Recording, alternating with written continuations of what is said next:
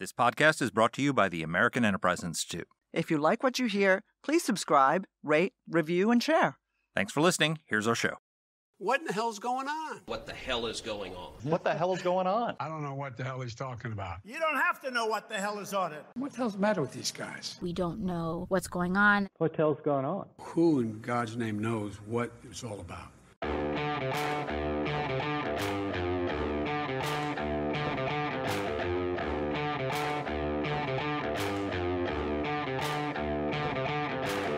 Hi, I'm Danielle Pletka. And I'm Mark Thiessen. Welcome to our podcast, What the Hell is Going On? Mark, what the hell is going on these days in Washington? We're hurtling off a fiscal cliff, Danny. Oh, my God! Like Thelma and Louise. Oh, if only it were so interesting. No, we're actually not going to hurtle off the fiscal cliff. That's coming later, as our guest guest will tell us. But we are in the midst of the debt limit negotiations we were promised would never happen. Joe Biden said that he will not negotiate on the debt limit, no way, no how, and he dared Republicans, put your plan on the table if you've got a plan. And so he looked at Kevin McCarthy's tumultuous election with having take 15 votes to get votes to become speaker and said he'll never be able to herd those cats. They'll never pass a bill. And lo and behold, the Republicans passed a bill that raised the debt limit with some spending cuts in it. And now it's sitting there. And now the ball's in Joe Biden and Chuck Schumer's court. And despite the fact that they say they wouldn't negotiate, I think there are talks going on. Yep. And June is coming up where Janet Yellen has said the deadline is coming up where we're going to run out of money. And what do you think, Danny? Are we going to avert disaster, or what's going to happen? God, this is so fake. You know, it's like when you're watching a TV series and the star they spent all that money on is in some cliffhanger situation and might die. Like Batman, right? Will the Caped Crusader make it? Will Robin be thrown to the sharks? Yes. Tune in next time, same bat channel, and here we are. Exactly. and if you, by the way, channel. folks, if you were watching that and you wondered whether Batman was going to make it out, you're an idiot. We love you, but and that's the problem. All of the melodramatic music, all of the mood pieces, all of the increasingly hysterical editorials from people other than the Wall Street Journal are nothing other than showmanship. Everybody knows how this is going to end, and the way it's going to end is that the White House is going to negotiate with the Republicans and the Republicans are going to give in on the debt limit because they have to. But I thought you all might be interested in some of the numbers, which Clara very helpfully pulled together for us. So under Donald Trump, the debt ceiling was increased twice. That was the fastest rate of increase under any president. Under Obama, 7 times. Twice in 2009. Congrats, Barack Obama. Under Bush, 7 times. Under Clinton, 4 times. An increase of 44% overall under Clinton. Under George H.W. Bush, 4 times, also 48% overall increase. And under Ronald Reagan, our beloved Ronald Reagan, increased 17 times, nearly tripling overall. Now, those numbers, if you look at them on just a numerical basis, are pale in comparison to the debt limit and American debt this year, 31 trillion and change, just, a little change. But here's the difference between most of those and today, which is that generally speaking, when both parties control Congress and the White House, there's an uncontroversial raising of the debt limit, very quietly done. People don't want to make a point about how much money we owe. But when you have divided government, then traditionally one of the parties has used the debt limit as leverage to get the other party to do things that they want it to do. And we saw this in 1996 when Bill Clinton was president and Newt Gingrich came, or I guess 94, Gingrich came in and tried to, the Republicans caused a debt limit showdown. And Clinton sort of gave in a little bit, but not very much. They didn't get very much. And you know what happened? Bill Clinton won re-election by an overwhelming majority. In 2011, Republicans again, with a much bigger majority than they have now, by the way, forced a debt limit showdown with Barack Obama. Barack Obama caved in and gave them serious spending cuts, and we had sequestration, which was a disaster for national security, but that's another topic. And guess what? Barack Obama won re-election by 2012. Are you seeing a pattern here? Wait, Mark, are you trying to tell me that this sort of brinksmanship is not actually a successful re-elect strategy for Republicans? It's mildly unpopular. What? No, what? Really? So I want everybody to understand how right-thinking people approach the question of adjusting the debt limit. Here is, I think, a really responsible senator standing up and talking about it. Mr. President, I rise today to talk about America's debt problem. The fact that we are here today to debate raising America's debt limit is a sign of leadership failure. It is a sign that the U.S. government can't pay its own bills. It is a sign that we now depend on ongoing financial assistance from foreign countries to finance our government's reckless fiscal policies. He goes on a little bit longer, and again, who is this crazy right-winger? I know. I Who mean, is it? it's Barack Obama, Really? who voted against raising the debt limit in 2006. And you know what?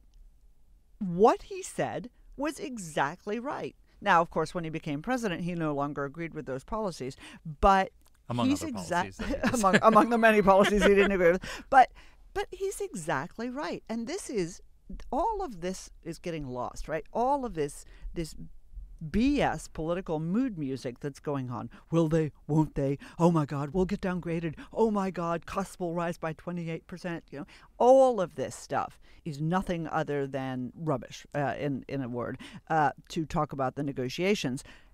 What we should be talking about is this number, $31.457 trillion as of last Friday. But before we talk about that very important point, which we will, and we're actually, it's all that dominates our conversation with our guests. We thought we were going to be talking about the debt limit, and instead we got into a very deep and dark conversation about the fiscal future of our country, which left me shaken. Yeah. So tune in for that and get a stiff drink unless you're driving. But here's the thing. What I don't understand is until January, Democrats had unified control of government. They controlled the House. They controlled the Senate. They controlled the White House. Why didn't they raise the debt limit then? Why didn't they do gun control They could have then? done it. Well, they could have done it. But you can't do gun control with a budget reconciliation bill, but you can raise the debt limit with a budget reconciliation bill. And they could have done this before the elections. Why didn't they do it before the elections? Two reasons, I think. Number one, they didn't want to own it, right? If you raise the debt limit, you have to put a number on it. And then they didn't want to go to the midterm saying Democrats just voted by themselves to raise the debt limit up to X. And that's how much they want to raise your national debt and give Republicans a campaign ad. And two, they weren't sure that they could get Joe Manchin and Sinema to go along. And if they didn't, then they would be the Democrats were fighting amongst themselves and couldn't manage to raise the debt limit, which would have weakened them. So they decided to punt. They didn't do the responsible thing from their perspective. What they say is the responsible thing, which is to have they could have had a clean debt limit increase with no negotiations, no spending cuts, no nothing, and they didn't do it. So when you hear Joe Biden warning about how Republicans are trying to push us over a fiscal cliff and the terrible things that are going to happen, he could have done this himself a few months ago. I am so bored by Joe Biden. I know that's kind of a non sequitur, but I'm just thinking about, does he ever say anything that surprises us? Does he ever show a scintilla of leadership for this country? I mean, geez Louise, would it drive us over a debt cliff? We have been hurtling down. We've been falling off that cliff now for years. So let's talk about that. So, I mean, right. So let's talk about that number. $31.457 trillion is not a small amount of money. Yes, it is. By any standard. No, it is not a small amount of money. And guess what? This is what people need to understand. This fight isn't even putting a dent in that. That's exactly right. The reality is, look, both sides have taken Social Security and Medicare. What's driving our debt is entitlements. And both sides have taken entitlements off the table. The Democrats have said that they're not touching entitlements. They've accused Republicans, attack them for wanting to touch Social Security and Medicare. Republicans said, no, not us. We're not doing it. Donald Trump is attacking Ron DeSantis in campaign ads using the Democrats' talking points, saying that he wants to take away your Social Security and Medicare. So entitlements are off the table. Second thing that's off the table, defense, right? And defense should be off the table because, for crying out loud, if you've listened to our podcast, you know we're hurtling towards a new Cold War with China, and China is spending on its military. And if we want to deter a war with China and not get into a cataclysmic third world war, we probably ought to have the military that's capable of deterring them. So we actually need to we're about to go next year. I just saw when I was doing my research on this Ukraine piece I've got coming out, which I'll talk about later. The Defense Department projects that next year we will hit defense spending as 2.7% of GDP. That is the lowest it has been since World War II. We mock the Europeans. There's nothing going on in the world. Exactly. No. 2.7? Exactly. Cut it. Let's But- cut it more. So, and so Mark, we can't do that. But Mark, you don't understand. Oh, See, sorry. if we stopped spending useless dollars on diversity, equity, and inclusion in the Defense Department, then we'd have all the money we needed to Oh, defeat that's true. China. Yeah, right? exactly. We'd have that $1.40, $1.42 Well- back that we could really use, because that's the right thing to focus on. Don't get me wrong, people. Well, I'm for getting rid of diversity, equity, inclusion in the Defense Department. That spending is BS. That spending is ridiculous, and we talked about that in the podcast we just did. But that's not the money that is That's not the money in the dragging problem. us But we back can from do a whole other confronting podcast China. on DEI in the Pentagon, because that's a big problem. It is a big problem, So but let's not dismiss that. But it's not the fiscal problem. But it's not the fiscal It's problem. not the fiscal. It's So, okay, a problem, okay, but so it's we've- not a fiscal problem. And by the way, provide for the common defense is the one It's you had one of job. the federal government. It's like you had one job. Exactly. If you look at the Constitution, what's our job? Number one, provide for the common defense. So so we've taken defense off the table. We've taken entitlements off the table. So what are we fighting over? We're fighting over a bunch of discretionary spending. We're fighting about climate spending. We're fighting over a bunch of, social welfare spending. And in all an the rest ideal of it. world, we would be fiscally sound, and those things would be worth fighting over. They are worth fighting but it's over, like, but it's but not- it's like but it's- having a meteor, as our guest says, Yeah. a meteor hurtling towards the Earth, and we're all arguing about, whether there should be a traffic sign in a particular corner. Yeah. It's like, well, not quite what is going to meet the exigencies of the moment. Don Rumsfeld had a famous saying, which is Rumsfeld's first rule of holes: when you're in one, stop digging. So the debt limit fight we're having right now isn't going to get us out of our hole, but at least we can stop digging. That's Yeah. what we're fighting over. Good luck to us. Good luck to us not sucking. So we're joined, actually for the first time, a great guest, Brian Riedel. Brian Riedel is a senior fellow at the Manhattan Institute. He focuses on budget, tax, and economic policy. He was, for 6 years, chief economist to Senator Rob Portman. And he Working was, with my wife, Pam, in Senator Portman's office. just in case you thought we were getting away from the incestuous guest practices here, and a staff director of the Senate Finance Subcommittee on Fiscal Responsibility and Economic Growth. He was at Heritage Foundation before that, and worked for Marco Rubio before that, and worked for Mitt Romney's presidential campaign before that. So he's been round the block a whole bunch of times, and this is a great interview. Here's our interview. Well, Brian, welcome to the podcast. Glad to be here, Mark. Thank you. So glad to have you. So we've got a deadline, sort of moving deadline coming up in sometime in June, where the United States could default on its debt. And after promising not to negotiate, Biden is now sort of negotiating. What's happening? Where are we? And what's going to happen in June? Yeah, we're as little as 2.5 weeks away from the X date, the date that we would hit the debt limit.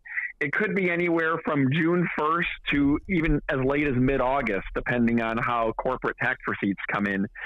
But with President Biden promising not to negotiate, he had a meeting with McCarthy and other leaders last week to exactly begin the negotiations, even if he won't call it that. And what's been happening for the last week is staff have been engaged in back-channel negotiations, White House staff and congressional leadership staff, which is exactly what we need. But as we get closer to the X date, we're getting to the point where they're going to need to come to a decision and get it passed pretty quickly. And in fact, the closer we get to June 1st, the more their options narrow, because you need any policies that could be written, understood, drafted, and passed quickly. All right, so we're negotiating, not negotiating. We're getting up to a deadline that's not exactly a deadline. But there's one thing that's for sure, right, which is that our current public debt is somewhere in the range of $31.5 trillion, right, per the Treasury Department. To me, I don't know. Give or take $1 trillion here or there. To me, this feels like an awful lot of money. And when I look at the list of countries who have high debt to GDP ratios, sure, number one, Venezuela. Number two, Japan, which has been in the weird economic doldrums since the 1990s. But then we're talking about Sudan, Greece, Lebanon, Cape Verde, Italy, that well-known paragon of fiscal discipline, Libya, Portugal, the poor man of Europe, Singapore, okay, I feel okay being with them. Bahrain, not really. And us. What a craptastic neighborhood to live in, if I may say so. We're meant to be, the strongest, the wisest, the best country in the world. And we have a debt to GDP ratio that is in the same neighborhood as Libya and Sudan. What the hell is going on? What the hell is going on, Brian? To coin a phrase. Before we even talk about the negotiations, how did we get here?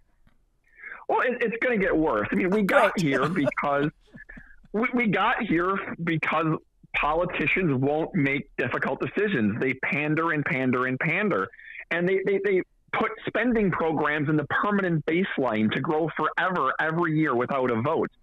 Right now, the debt is about 100% of the size of the GDP. We're going to be heading to 200% of GDP over the next couple decades, and that assumes peace, prosperity, and low interest rates. If interest rates rise, we could have a debt heading to 250 or 300% of GDP, and these are basically fantasy land numbers. The economy would crash long before we even get to these points. And you compare us to other countries. The advantage we have with other countries is we're the world's reserve currency, and people, at least for now, want to lend us money, which will last for a little while. The disadvantage we have relative to other countries is that our economy is so big that if we have a debt crisis, who is going to bail us out? Greece can have a debt of 200% of GDP, and it's still, their economy is small enough that the rest of the world can bail out Greece. The rest of the world can bail out Portugal. If America hits 200 or 250% of GDP, there is no one coming to bail us out. So that's the danger. Well, China. If we tip over, China, right? There's no one to catch us. But Brian, okay, I get what you're saying, and I understand the advantages of being the world's reserve currency. So people like lending us money because they hold dollars and they feel comfortable about the full faith and credit of the dollar. That's awesome. On the other hand, if this were you, or this were me, or this were Mark, this would be criminal fiscal irresponsibility. How do you get to a place like this? How do you have to borrow so much money that you simply can't live within your means? How did America become this loose, lazy country that can't live within its means? It's interesting. There was a big anti-deficit push in the 80s and 90s, and we even balanced the budget in the late 90s. But once we hit a deficit in early 2000s, our politics broke on fiscal policy. Republicans wanted tax cuts. Democrats wanted new spending. Nobody seemed to worry much about deficits. And then, we even had the short-lived Tea Party era that seemed like it was rebelling against deficits, but really was just kind of rebelling against temporary stimulus and bailouts. But if you want to know what's really driving the long-term red ink, so CBO, the Congressional Budget Office, projects $114 trillion in deficits over the next 30 years. That's the rosy scenario, peace, prosperity, low interest rates, $114 trillion in borrowing. That entire amount reflects the shortfall in Social Security and Medicare, actually more. The Social Security and Medicare systems are going to run a shortfall of $116 trillion, and the rest of the budget is going to run a $2 trillion surplus over the next 30 years. So if we really want to look at it on a program-by-program level, we have 74 million retiring baby boomers retiring into a system that pays them dramatically more than they ever contributed to the system, and no one wants to reform it. So, but here's the thing. The debt limit negotiations are going to even touch Social Security. And Joe Biden is attacking Republicans falsely for, not for having the courage. Republicans aren't even that courageous. Exactly. It's like right. The State of the Union. He said the other day, he gave a speech where he said like he had a spontaneous conversion in the State of the Union where Republicans finally agreed not to touch Social Security. And then Donald Trump is attacking Ron DeSantis using Biden's talking points. So talk a little bit about how the debt limit negotiations were like, we're talking about fiddling with tiny amounts of money here compared to the entitlement crisis. But two, there's not a single party that's willing to take this on. Absolutely. Republicans made some vague hints about Social Security and Medicare reform at the beginning of the year. President Biden slapped the Republicans down at the State of the Union, and now Republicans are racing to microphones to tell everybody how they are never going to touch Social Security and Medicare. Any such accusation is false. You even have Donald Trump on the campaign trail saying, I'm the Republican who will never touch Social Security and Medicare, unlike Ron DeSantis and others. Right, because he'll be dead, so that he's comfortable, right? 10 years from now, when everything goes to hell in a handbasket, Donald Trump will be dead, Joe Biden will be dead. What do they care? It's remarkable. I mean, both parties are tripping over each other to pledge that they're going to let the federal government head towards insolvency. I mean, because there's no degree of tax hikes, taxing the rich, defense cuts, anti-poverty cuts, cuts in Ukraine spending that would even amount to a rounding error relative to $114 trillion in deficits. But that's where we're at right now. But here's the problem. So, people say, the MAGA world says, we're not the party of Paul Ryan anymore. This is, well, it was the swamp that wanted to solve this problem. It was the Paul Ryans of the world who actually had the courage to take this on. Donald Trump has turned the Republican Party into a populist working class party. And one of the things about bringing the working class into the Republican tent, which overall is a good thing, but one of the downsides of it, or one of the costs of it, is they like their largesse. They like their entitlements. And so there's no political will in the Republican Party to take on entitlements anymore. So and the Democrats certainly don't want to cut spending or entitlements. So we in our two-party system, which are supposed to have intellectual competition, we have no party for fiscal responsibility or tackling this crisis before it becomes a disaster. Well, right. I mean, the GOP is an older, more populist working class party. That people who are either currently collecting Social Security, about to collect Social Security, or don't feel like they earn enough money to feel like they can afford reform. The sad reality, though, for America is you can criticize Paul Ryan all you want, and people can spike the football and say, we defeated Social Security and Medicare reform. We defeated Paul Ryanism. But the problem hasn't gone away. The meteor is still heading towards the Earth, even if you can acknowledge or deny it. The meteor is still on its way, and ultimately, we are going to have to deal with this, whether we like it or not. And the sooner we deal with it, the less painful it will be. Otherwise, what's going to happen at some point is there's really nobody out there who's going to lend us $114 trillion over 30 years. Okay. China and Japan only hold $2 trillion in our debt, and they're selling it. The Federal Reserve only holds $5 trillion, and they're trying to downshift. So that means we are counting on American banks and savers and mutual funds and investment companies to lend Washington $100 trillion over the next 30 years at low interest rates. That's not realistic, at least not at reasonable interest rates. So if we don't want to deal with this now, the bond market's going to fix it for us by cutting us off at some point. So help people understand. Okay, there's been a lot of media focus on the negotiations. I think Mark and I probably agree that, especially given how little Congress does these days on anything, that finding something to negotiate with the White House over is not a bad thing. But as you say, that's really just trimming around the edges.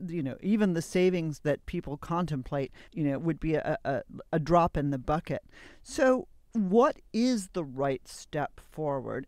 And in answering that question, I don't want you to be in La La Land. I would rather we all lived in La La Land. So, this is not the ideal.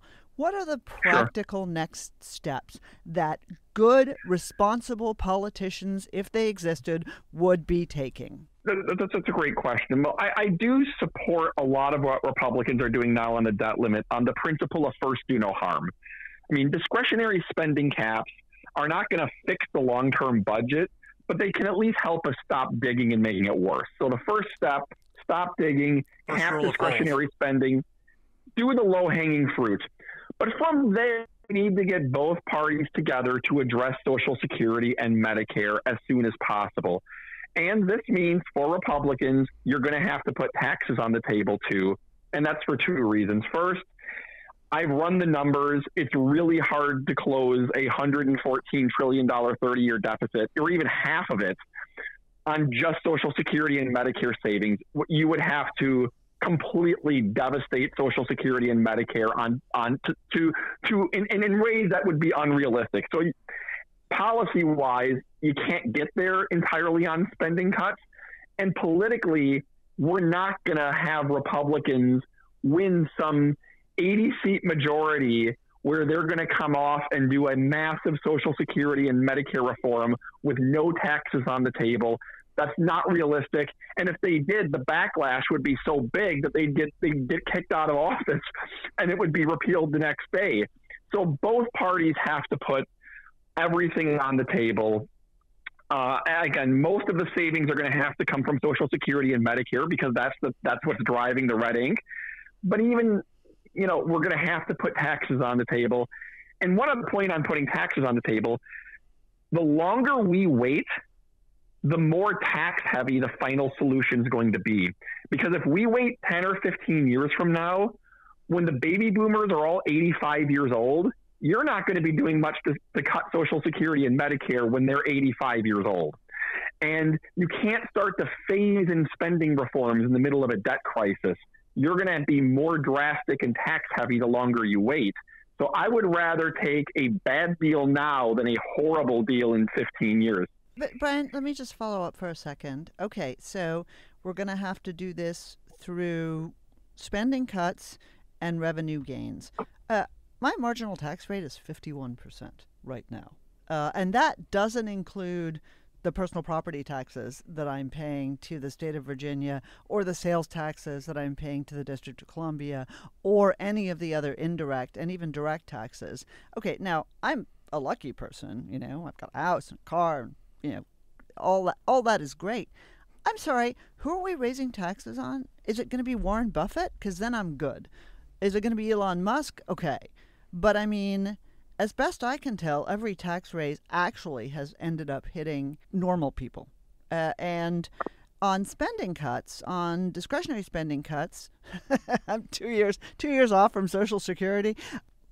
So are you retroactively going to turn my Social Security payments for the last 45 years into a tax that I've paid and not give me my Social Security because I'm too well off? I saved too much to get it. Is that how it's going to work? Yeah, Brian. Yeah, well, Brian. Yeah, Brian. Yes, that is how it's going to work. Dang. Damn. I mean, the math of it is it's simple on math. You can't get, contra whatever the Democrats will tell you, taxing the rich doesn't come close. I've run the numbers.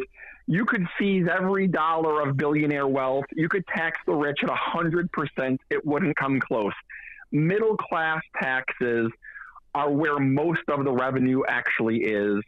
And middle class taxes will probably end up going up modestly, not enormously, but modestly. We might see a 1% of GDP increase, 1.5% of GDP increase, mostly from the middle class.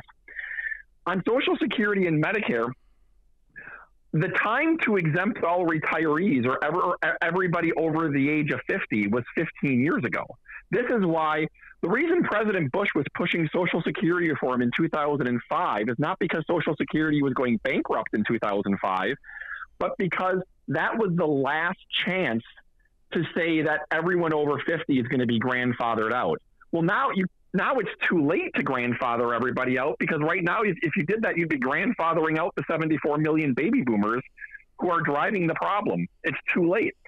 Now, on Social Security and Medicare, we're not going to cut anybody off. We can phase in reforms, but and even you can set it up so that most people will still get about what they paid in. The problem right now is you have a lot of people getting a lot more than they paid in. And on Medicare, the typical retiree gets triple back what they paid in. What we have to do is start raising the eligibility age, means testing benefits at the top, trimming the formulas, not cutting anybody off, but no, they're not going to get all they expected. Wow. So I mean, Mark is really bummed. Well, unlike I'm not a baby boomer like Denny, so That's I'm true. I'm not the cutoff. problem. Yes. I'm not the problem. I want my money. I'm Gen X, so coming up close behind her, but not really. But yeah, I remembered the whole. I was in the middle of the whole Bush fight in 2005. And that was the line. We'll just anybody who's retiring now, we're not going to touch it. But for the people coming up, we're going to try to change the system. And you're saying that that's not doable anymore, which makes it politically undoable. But it makes it politically untenable. Yeah, right now, the 74 million baby boomers all retire between 2008 and 2030. If we say we're going to grandfather out the baby boomers, then, I mean, we're just going to, cut benefits for Gen Xers. We're going to have a debt crisis before Gen Xers even get to retirement. My God. That's the thing. This conversation that we're having now lays bare the stupidity of current Washington debate, right? I respect the Republicans for standing up on the debt limit, but they're not really standing up. They're standing up a little bit. Yeah, they're kind of trying to wedge open the door, but they don't really mean it, as Donald Trump told us. And I can't find a serious Republican out there who actually is calling for these reforms. Apparently Ron DeSantis is, because he wants to take away your Social Security and Medicare. Well, I guess maybe Ron DeSantis is right, if he's actually saying that. I think he said it a while ago. Yeah. But, I mean, so can we solve some of this by raising the retirement age, or are we going to spark are we going to be like the French all of a sudden and burning down Washington the way they're burning down Paris? I mean, that's part of the solution. I mean, right now the retirement age is gradually heading to 67. We could gradually raise it to 69, not immediately, but gradually over a span of 10 to 15 years. That could wipe out about a third of the Social Security shortfall. Social Security is actually easy to solve on a policy level. There's only three levers: the eligibility age, trim upper income benefits, or raise payroll taxes. It's just some combination of the three. I think eligibility age can get you about a third of the way there. I think you can get most of the rest of the way there by trimming upper income benefits. There might be a small tax change, but it'll be small on Social Security. That's the kind of thing, if politicians actually cared, the two parties could solve Social Security in 15 minutes. Medicare is brutal. Medicare's hole is 3 times as big, 2 to 3 times as big as Social Security's deficit. And you have to fix the whole healthcare system really to get at Medicare. And I have reforms and I have ideas and others have reforms and ideas, but none of it is a silver bullet that totally fixes the problem. And that's one of the reasons we say that taxes will probably end up going up a little bit too, because Social Security can be solved. Healthcare, we don't have a full solution, at least not to keep it at the current share of GDP without rising at all. That's really depressing. But I mean, but Brian, help me understand this. When I think about this, when I think about the Medicare problem, my brother's a doctor. The amount that he gets paid more, he's an orthopedic surgeon. He gets paid more for an office visit by Medicare and Medicaid than he does for surgery.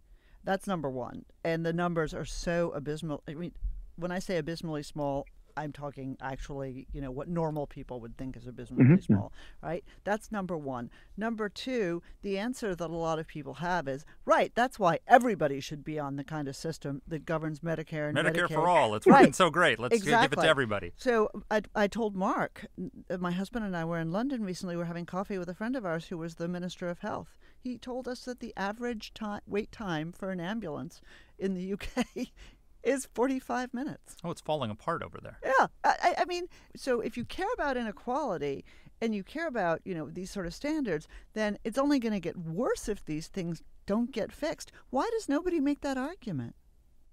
Yeah, I mean, Medicare, the Medicare for all argument is interesting because Medicare has an $80 trillion shortfall over 30 years.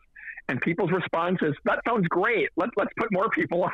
Let's put more people on a system that's $80 trillion short. I mean, we can't even pay for the Medicare system we have now. So, I mean, the idea of let's put 200 million more people on that system, it only makes it worse. But in terms of broader health care, Yeah, I mean, there is a lot of inefficiency in the healthcare system, and there's different approaches on how to fix inefficiencies. Democrats promote more of a top-down regulatory method, and Republicans kind of support more of a consumer-based choice and competition to bring down costs and produce efficiencies. But whatever you do, the Medicare system takes in 1.4% of GDP per year. That's how much it collects in payroll taxes. It spends 3.5%, and it's heading to 6.5% over the next 30 years. It's going to go from 3.5 to 6.5 while still collecting just 1.4.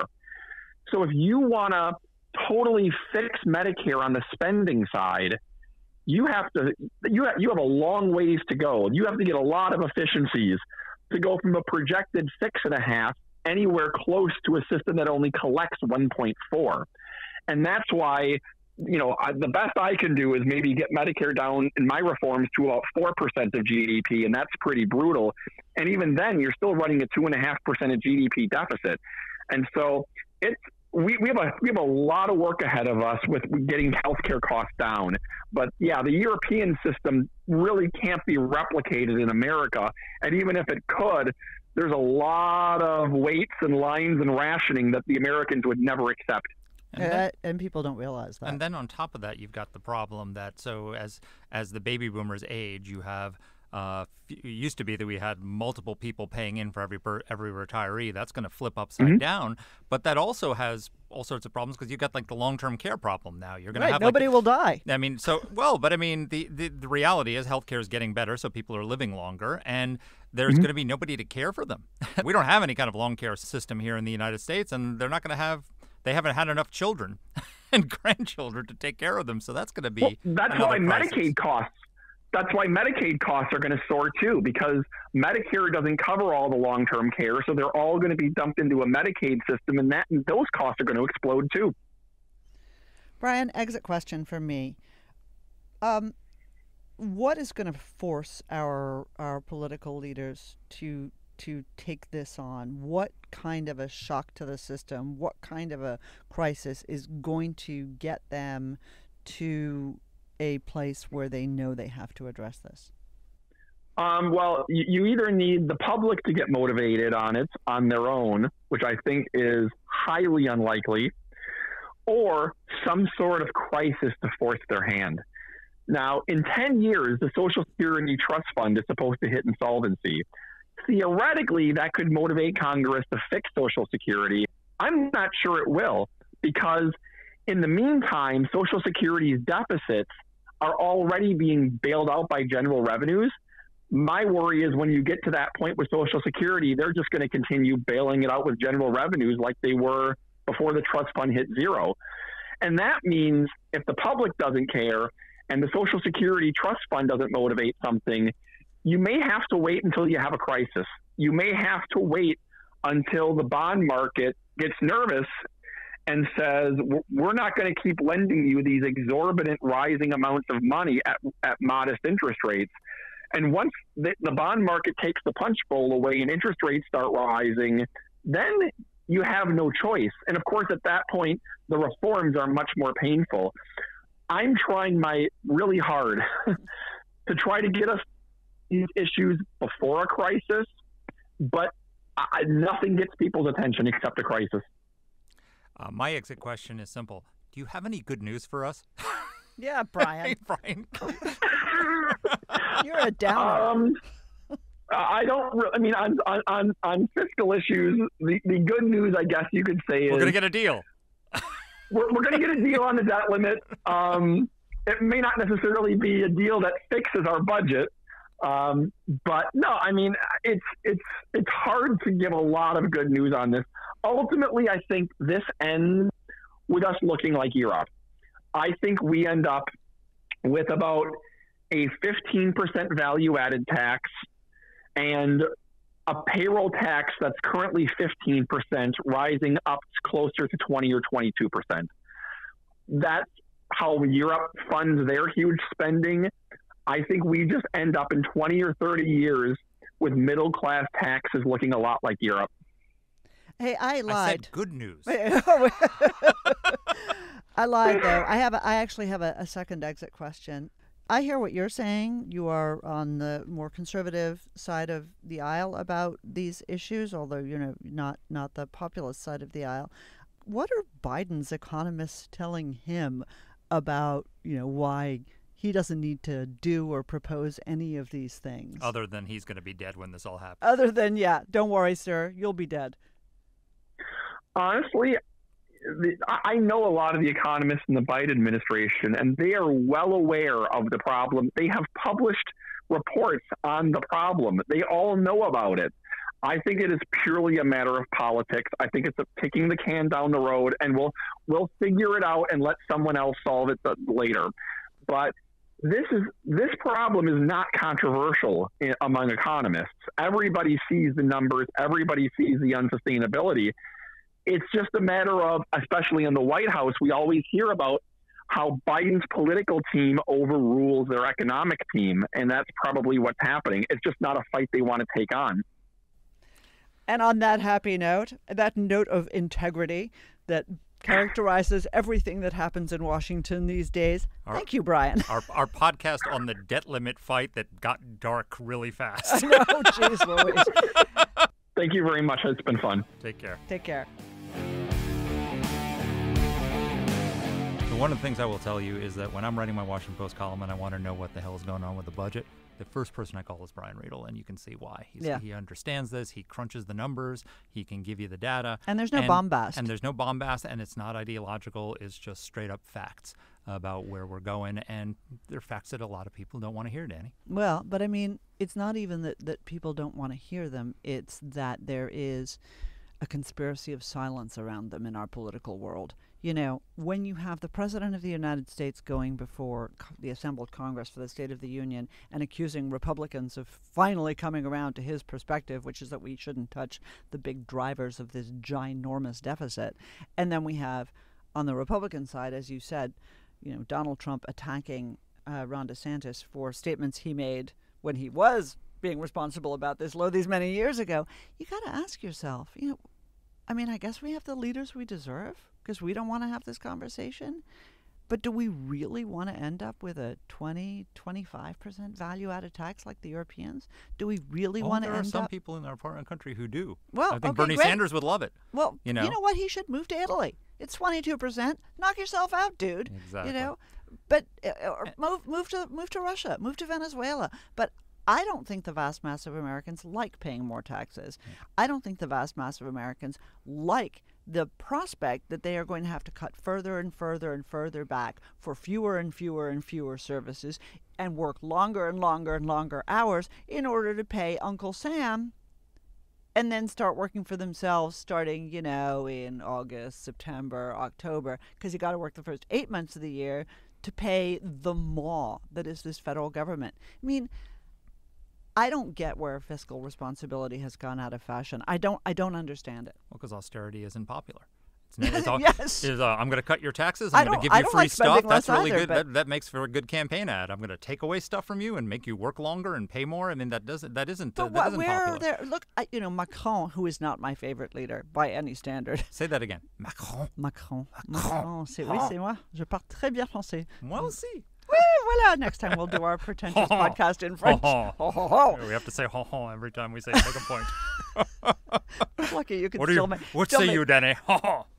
You can still make rude jokes about the French, and nobody considers it bigotry. It's the last bastion of of these sorts of jokes.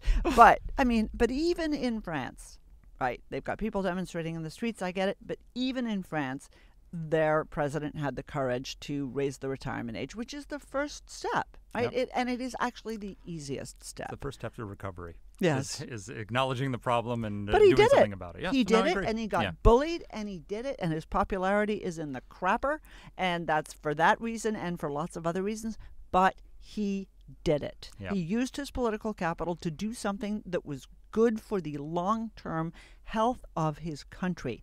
Why don't we have any of those people? Well, we don't. You're right. And what we did, one of them, his name was Paul Ryan. Right. And his reward for that was having a campaign ad of showing him taking an old lady in a wheelchair and pushing her over a cliff.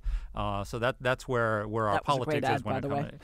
It was a horrible but also very funny ad, unless you're Paul Ryan.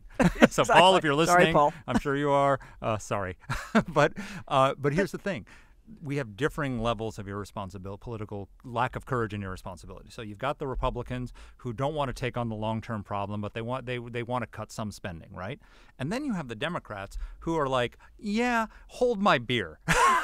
let's create Hold my Medicare Bud for Light. all. Let's create a new entitlements. Let's also, by the way, let's spend trillions of dollars on climate change to try and stop the Earth from warming and drive our economy into the dirt by getting rid of fossil fuels, which are the only thing that are fueling the growth of this economy. I mean, if you want to think, oh my gosh, they're going to take away our gas stoves, they're going to take away our gas cars, they want to push us to electric cars by 2030, 2035. And our economy isn't ready for that, our grid isn't ready for that, and they're just hurtling away at that. How are we going to dig ourselves out of this Social Security debt crisis when we don't even have fossil fuels to drive our economy? Because the growth is going to go down. In order to even solve this without having all those the levels of taxation that Brian talked about, you have to have a growing economy. If our economy stops growing, or if we what's the opposite of pouring fuel on the fire? Pouring money down a rat hole? Okay. Well, if we slow down economic growth with stupid economic policies and stupid climate policies, and then this problem is going to get exponentially worse. And you know what's going to destroy the United States? We're not going to get to 2100 where the planet is boiling over, because our economy is going to implode before then. We should be more concerned about the climate of our economy than the climate in the atmosphere. Well, and remember, we've had a couple of great podcasts on climate change. There are answers. There are real and good answers to this that don't involve subsidizing Chinese companies, that don't involve forcing everybody into a Tesla, that don't involve the kind of insanity they're that the mitigation Biden as opposed to administration. trying to mitigation and adaptation. Yeah, right. mitigation So and and adaptation, this exactly. we don't need to digress too far. But look, I will end this podcast where I started in my conversation with you, Mark, before we went on air, which is increasingly I say to myself, Self, I say, thank God. Self, I say, oh my God. I'm really glad that I'm not going to be around for some of this, because I'm just exhausted by it. Yeah. That's sad reflection sad. on the times we're in. Yeah, well, I plan to live as long as I can. As long as I Danny. can. So, right, while you run away. While you run away, Danny. Yeah. Yep, well, that's what I'm going to do. Don't you run away, though. If you have comments, if you have ideas, don't hesitate to share. Don't hesitate to email us or Clara, our trusty producer. And thank you for being with us. Take care. Let us know what topics you'd like us to cover. You can get in touch with the show by emailing us at whatthehell@aei.org. Or you can reach us on Twitter. I'm at @dpletka. And I'm at Mark Thiessen. That's Mark with a C. Please rate and review the podcast. If you like the show, please subscribe, share it, comment on Apple Podcasts, or wherever you're listening to this. Thanks for listening.